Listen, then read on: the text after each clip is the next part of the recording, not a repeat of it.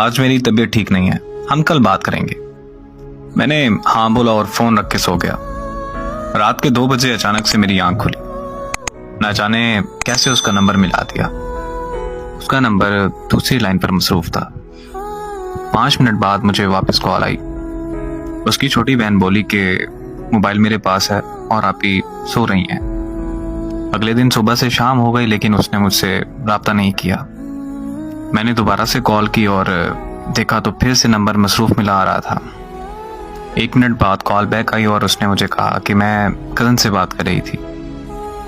मैं खामोशी से उसकी बात सुनता रहा और फिर कुछ वक्त तक हम दोनों खामोश रहे। फिर वो कहने लगी कि अगर ऐसे ही खामोश रहना है तो मुझे बता दो, मैं कॉल बंद कर दूं। मैंने मुस्कुराकर कहा जैसे तुम्हें ठीक लगे। उसने कहा कि ओके, अब मुझे कॉल मत करना। बस ये कहकर उसने कॉल बंद कर दी।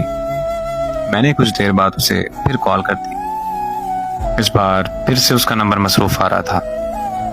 फिर उसने मेरी कॉल अटेंड की और वो बहुत खूब गुस्सा होने लग गई और मुझसे कहने लगी कि मेरी बात ध्यान से सुनो कि मैं अब तुमसे प्यार नहीं करती, मैं किसी और को पसंद करती हूँ। 6 साल का रिश्ता उसने एक पल में खत्म कर दिया।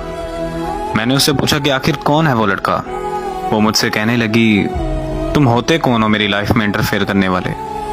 मैंने उससे कहा कि यार मैं तुमसे प्यार करता हूँ, तुम मुझे भूल गई।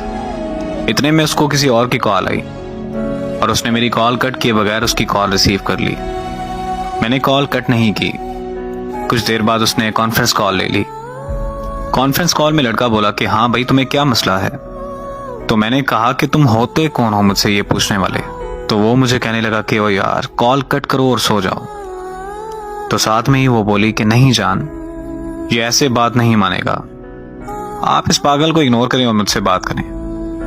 तो वो लड़का बोला कि हाँ मैं भी तो देखूं कि ये कब तक कॉल कट नहीं करता। मोहब्बत में सितम की मिसाल और क्या तुम में।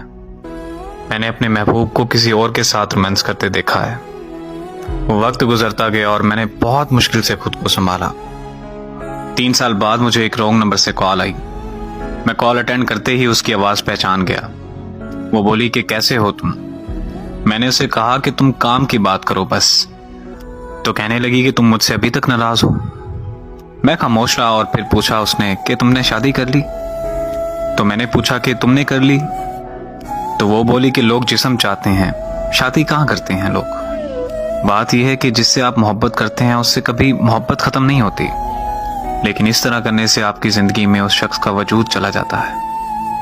और जिंदगी में मोहब्बत होती है, लेकिन उस मोहब्बत का मतलब एक शख्स से वफा करना होता है। और खुदारा मेरी उन लोगों से गुजारिश है कि जिस्मों से खेलकर मोहब्बत के नाम को बदनाम मत कीजिए।